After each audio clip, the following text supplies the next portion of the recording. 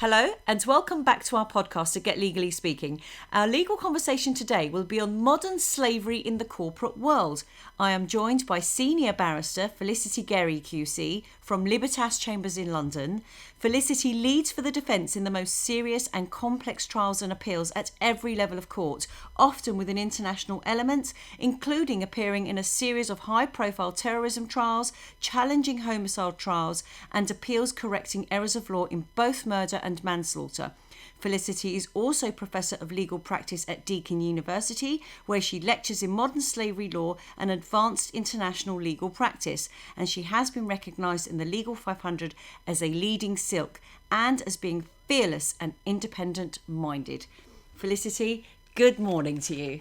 Hi, Hattie. Thank you for that introduction. Oh, I love that introduction. I told you my favourite bit is the fact that you're fearless and independent-minded. So yes, well, it was published in Legal 500, so I have to try and live up to it now. Well, you certainly do, and your work speaks for that, Felicity, volumes in volumes. So, modern slavery in the corporate world, and I remember quite some months ago when you and I mentioned this topic, and I said, oh goodness, does that really still go on? Completely ignorant to everything at large.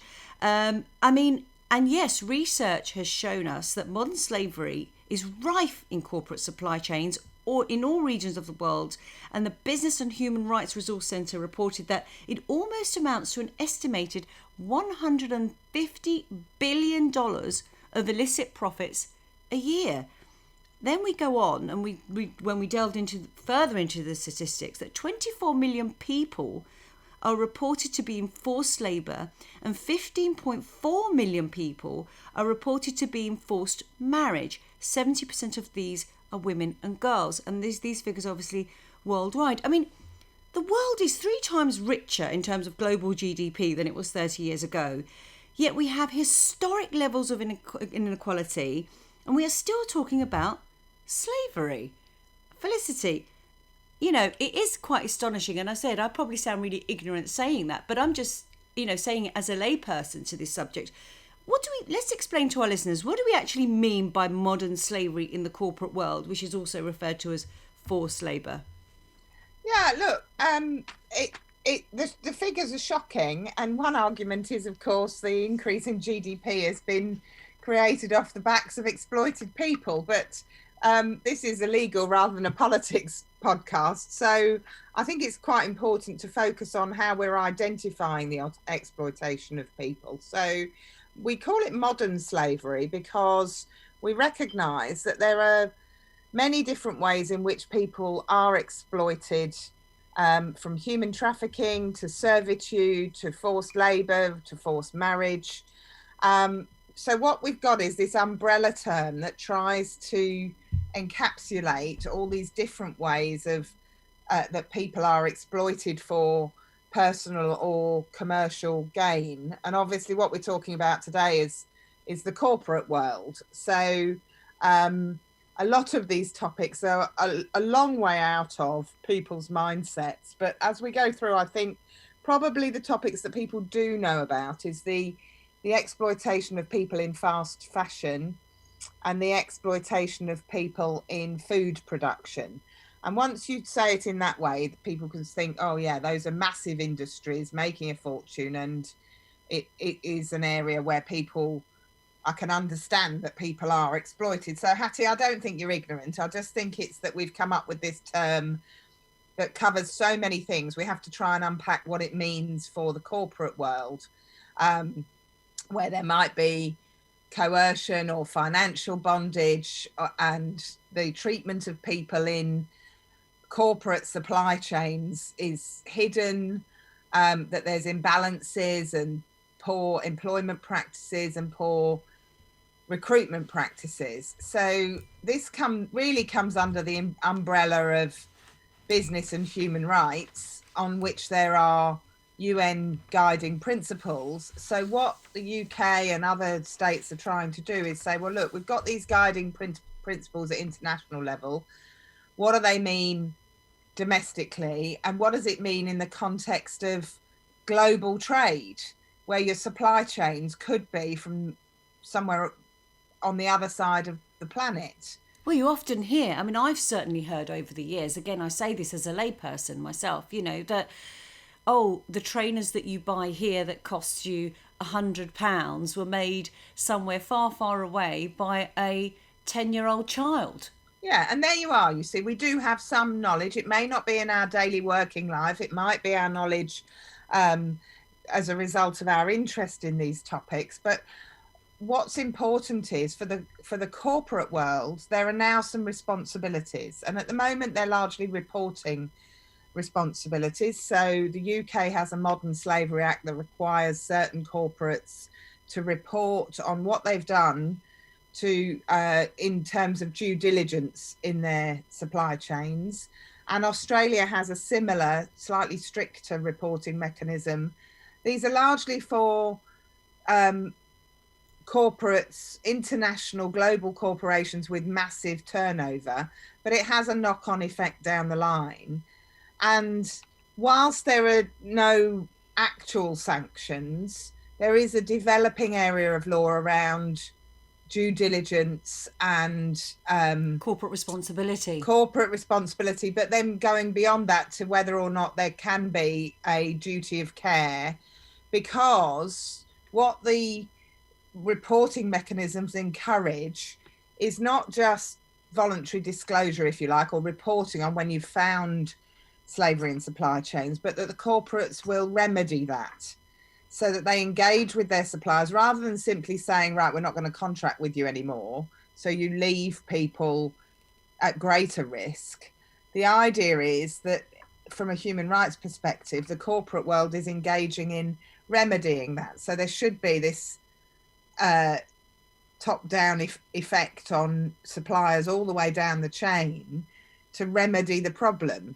And I think I was just going to say, I think that's very interesting, because that approach has to be the right way to look at how can this actually be improved, fixed. I mean, I don't think we can ever eliminate most things on this earth and most practices. However, in order to, what's the best fix? And like you say, if a corporate business is going to say, oh, we've just found out you're using underage children in your production line, or you're not paying the minimum wage of what is expected, and therefore we won't do business with you. That approach, again, like you say, is leaving anybody that's in that position as being exploited to just continue to be exploited, because the owner of whoever's forcing them to do the work will say, well, we just go and find another client to service. But the charity Unseen reports that forced labour remains the top exploitation type of identified slavery through its modern slavery helpline. Can we discuss some examples of where and how modern slavery in the corporate world is taking place, please? Look, I think building on what I've said already is that we've got human trafficking. So that might be the use of violence or threats or coercion to transport, recruit or harbour people in order to exploit them for forced labour. So the example that we have had very, very recently was at the tail end of 2019, the bodies of 39 people discovered in a refrigerated lorry in Grays in Essex.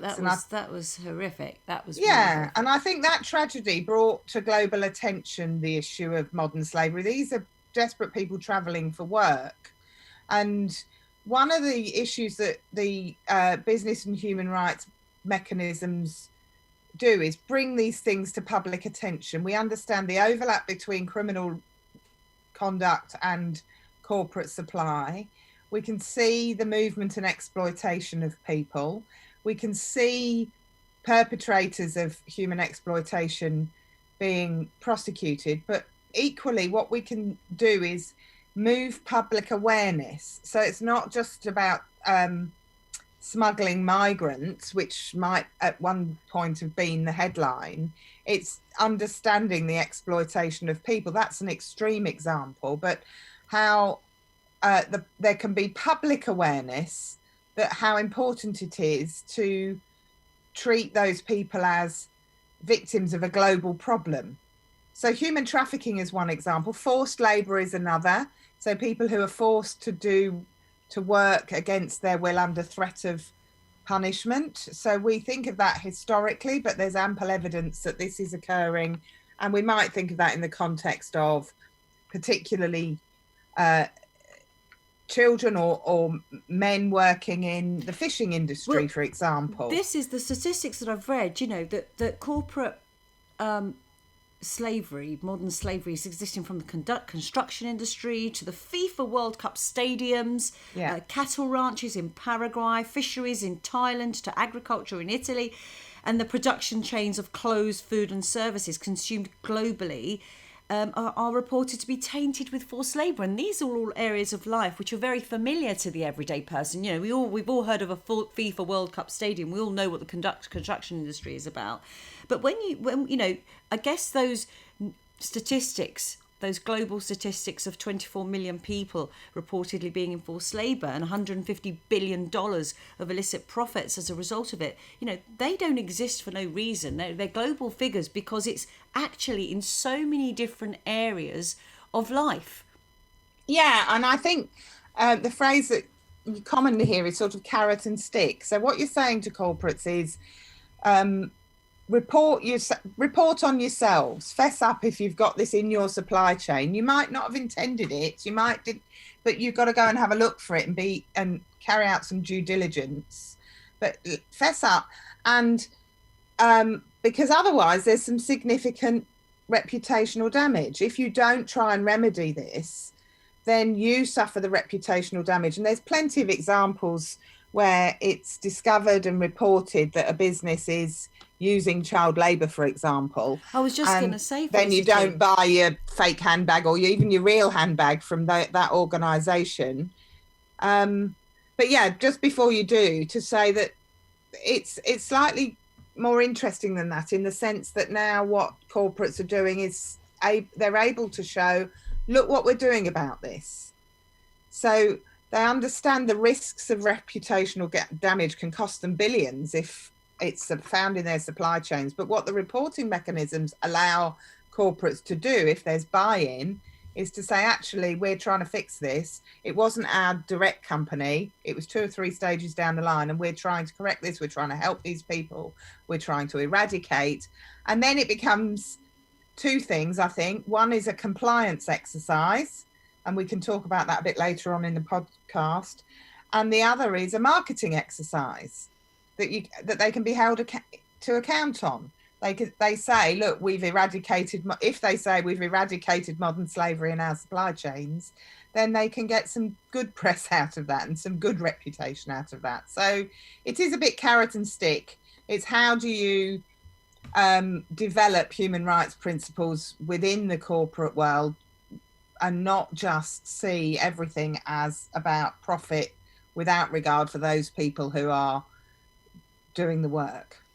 No, absolutely. I mean, what I was going to say was that, we mentioned the term supply chains for corporate brands, and over the years, how corporate companies have been exposed to having modern slavery in their supply chains. But how, I can understand that when you're so big and you're corporate, that somewhere down your food chain, where the top of the food chain is just not aware, not even, there's no way of them to even be aware. There are challenges, I guess, for the corporate world to be able to be aware. And you've spoken and mentioned about the processes in place and the structures that they should have in place. But how do these actually finally get exposed? How do they get exposed? Because could you imagine somebody in who's being forced to work or being under the pressure of having to work and keep quiet?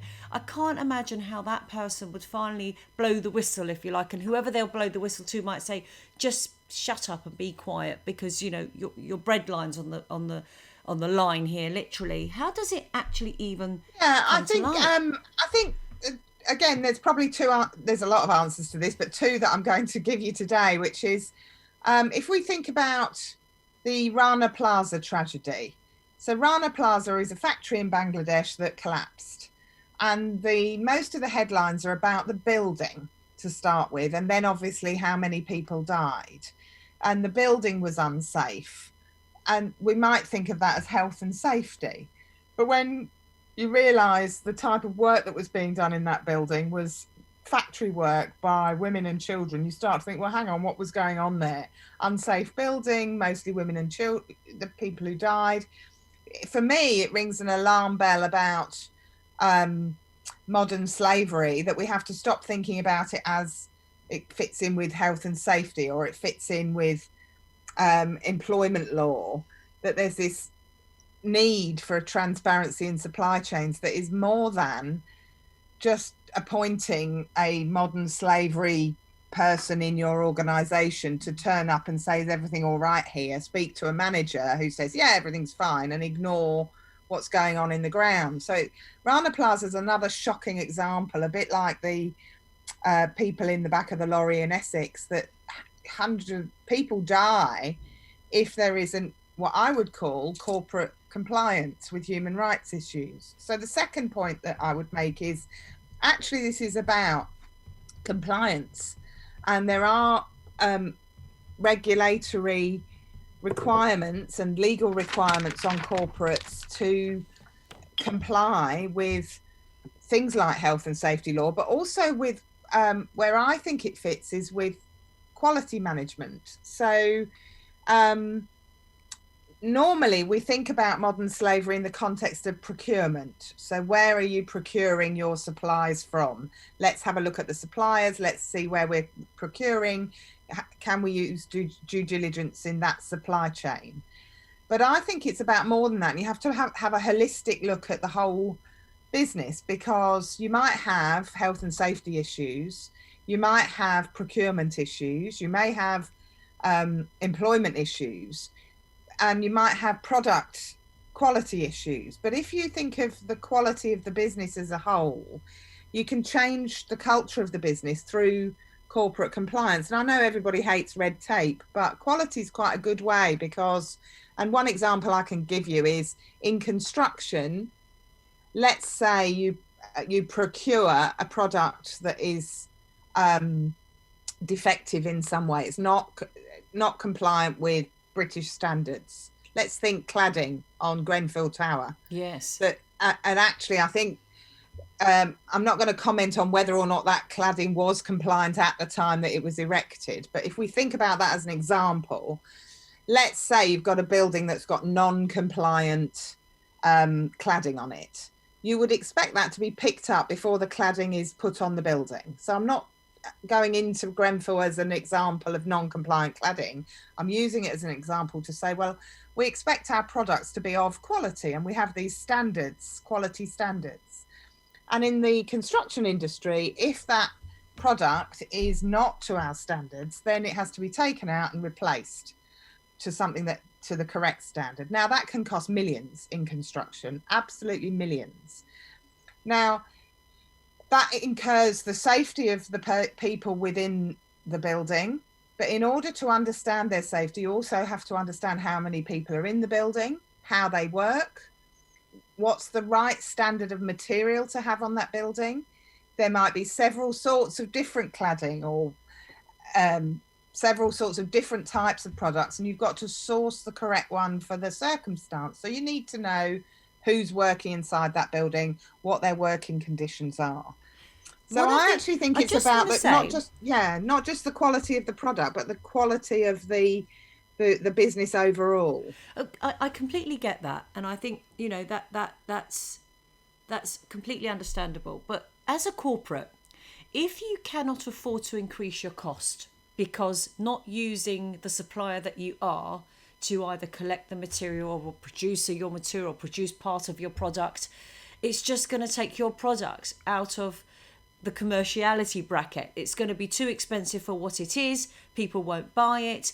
And do you think that some corporates have that issue of saying, look, we know that somewhere down the line it might be a bit murky with how this is all coming about and ending up in our glamorous Bond Street stores, for example, or in our glossy magazines as the product to buy. But if we change what we have, the option of increasing the cost, and I go back to, as the example of getting a better quality product, etc., just makes it's not viable for us to produce it at that because of the cost element. that we'll just turn Yeah. the blind eye. Do you think that issue exists, Felicity? I think that mindset exists. I don't think that issue exists if you actually explore it. So again, if I just use the example that I've just used, if you think of the millions that might be lost in a poor product, if that wasn't picked up in a holistic assessment of the culture of the business in terms of best quality product, best quality business, then it is going to cost millions, sometimes billions to fix. If you think of Rana Plaza, that's a whole factory that's collapsed, a number of people who've died where there's a compensation claim. The fallout from something like that can obviously could potentially be the end of that corporate if they're connected with that sort of event. So down the supply chain, there are risks. And this is about risk management as well as corporate responsibility. Yes. And the reason the language of due diligence is used is because corporates get that. They're already doing it in other areas. I think what they've missed is the need for the change of culture to think about quality all the way down the line. I think don't cut corners, don't cheapskate, because in the end, it will come back. You'll either suffer significant reputational damage or massive costs as a result of a failure. I think one of the things you said earlier made real sense. You know, you can also, as a corporate, add to your reputation by saying, we source responsibly. I'm starting to see that in a lot of places of late, and I'm talking about the last year or two. I think the first place I saw it when I was coming down an escalator in Marks and Spencer's, and there was a great big sort of banner on the wall saying our salmon is sourced responsibly. And I thought, oh, that's good. I'll get some salmon from here then. Automatically, my consumer mind gives credit to M&S.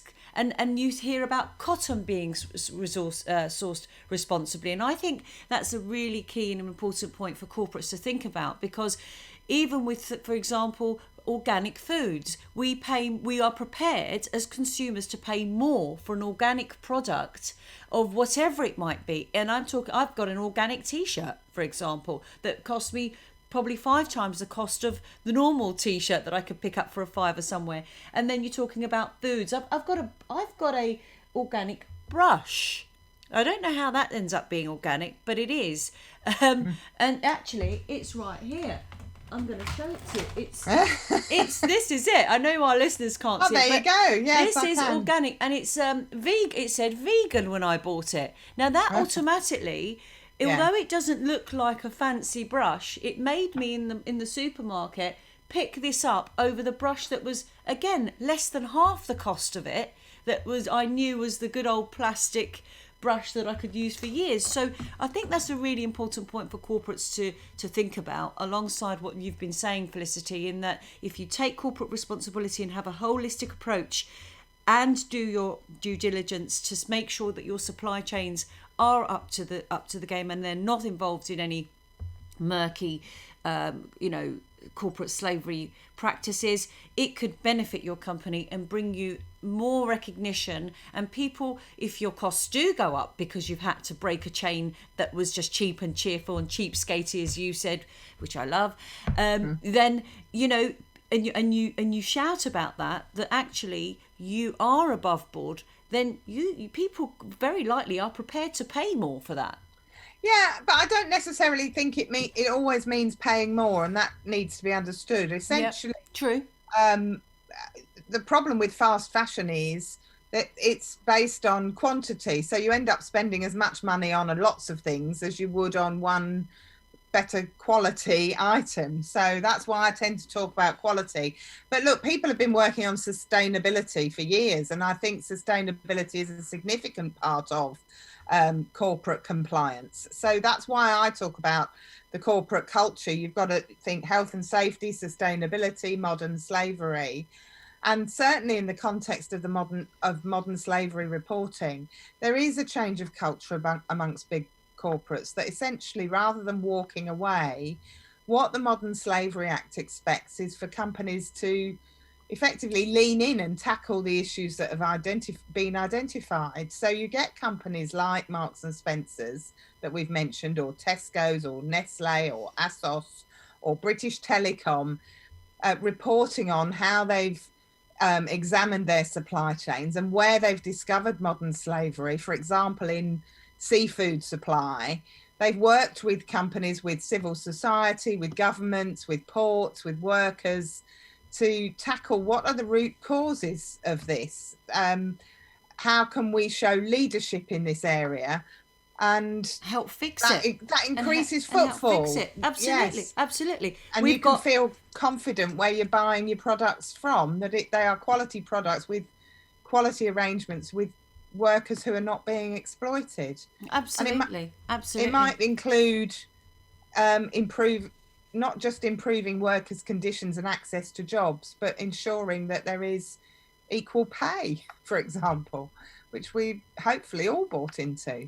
Absolutely. I mean, we've got a very little amount of time, and I'm going to ask you a big question. So here we go. What is the UK government doing to deal with corporate slavery and forced labour in supply chains? How does our legal system punish corporates who use supply chains, often outside of the UK, that are participating in corporate slavery? Okay, well, look, that is a huge question, but I think it's important to see that these are, first of all, what has happened is there's a buy-in. So there's a commitment to business and human rights, and there's a commitment to human rights generally, and there's an understanding that this is an issue for corporate responsibility. And so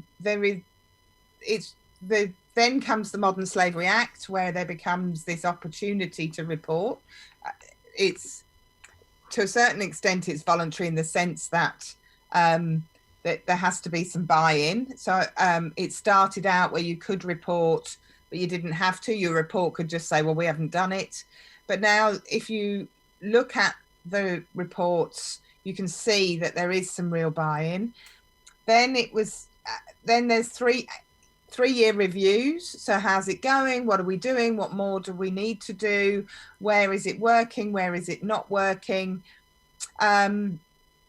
So there's a sort of chain of legal requirements that are now largely about regulatory standards and corporate compliance. That is what is generally overseen by a quality manager, if the business has a quality manager, working together with all those different areas, so that boards, for example, can sign off on modern slavery statements with confidence that everything is being done to improve the supply chain. So I think the easiest thing to say is there is a modern slavery report from 2019, particularly for the UK. It's also worth looking at the Australian situation, but certainly in relation to the UK government, there's an annual report on modern slavery, and the 2019 report is publicly available. I don't think we've got 2020 yet. I haven't seen it. If I'm wrong about that, I apologise. And that's obviously, frankly, a very accessible report that I'm sure you can add a link to with this podcast. Yes, absolutely. We'll do that in our news and report section when we air the podcast. I think that'll be really helpful.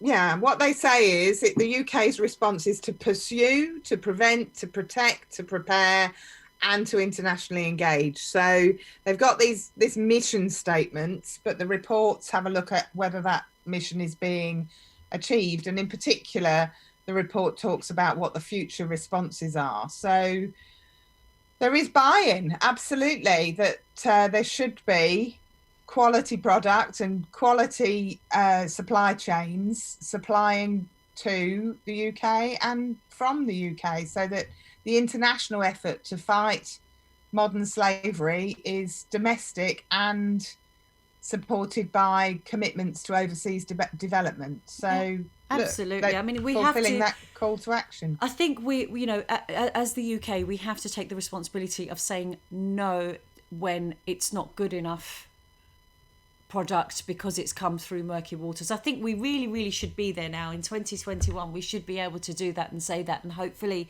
with more awareness. And I think with more consumer awareness, i.e., not buying products where openly there has been a report that modern slavery is being used, and we said it comes in different forms. I mean, I have got a chart here which is absolutely astonishing because it's a breakdown of labour exploitation by sector in the UK. And the top 10, we're known, of labour exploitation by sector, the most exploited industry market is car washes. Apparently, the most exploited labour exploitation in the UK is car washes. The second is beauty and spa. Third is construction. Fourth is hospitality. Fifth is agriculture and farming. Sixth, retail. Seventh, manufacturing. I was surprised. I thought manufacturing would come a bit higher, but there you go. Eighth is the care sector. Ninth, transportation and logistics. And 10th is entertainment. I thought that was astonishing. Yeah, and as I say, but if you're thinking about huge corporates in global supply chains, that's billions and billions of dollars of cost, and in not just human exploitation, but in reputational damage if discovered, and the cost of replacing products if they are not sufficient quality products, but also that cost in criminal conduct. So there are, of course, situations that we've discussed where there's this overlap with not just corporate responsibility, but criminal responsibility. So look, for example, the reviews that are laid in Parliament in relation to modern slavery. So there's independent reviews that Parliament has to consider. Think about, well, having an independent anti-slavery commissioner. So you can bring together all those elements that you've just spoken about, all those different types of supply chain situations and sectors, to think about, well, what can we learn from each one? What the issues may be different in each one, and what's the learning on how we can tackle modern slavery and maintain production, obviously. Which is why remedying situations is so important, because you actually want your supply chain to continue. And in the end, what we can see from transparency in supply chains and the legal application of the Modern Slavery Act is, whilst it falls short on punishment, if you like, the buy-in is that corporates start to realise that there is money to be made out of being seen to tackle modern slavery, and that it means that there won't be an additional cost to the consumer. That by tackling modern slavery, by ensuring both product and working conditions down your supply chain are of suitable quality, that massively reduces remediation costs. So let's use construction again as our example. The figures for remedying defects in construction run into millions, if not billions. But if you deal with it as an upfront corporate cost at the beginning, it's a lot cheaper because you have a quality product down the line. And the same mindset has to be had in relation to people. If you've got a quality setup in the beginning, then it's not going to cost you down the line when your factory in Bangladesh collapses and loads of people are killed. Felicity, that is all we've got time for today, but thank you so much for your time. I thought that was incredibly informative. And as I was saying to you before we started recording, I know there's going to be segments and areas of this following on from this that we can talk about and expand on and give our listeners a lot more information on. But thank you so much for your time today. You're welcome. Look, some of those examples were quite extreme. But they have to be. They do, but you have to think about also the routine. Like, are we using due diligence in what we do? It can be a bit boring.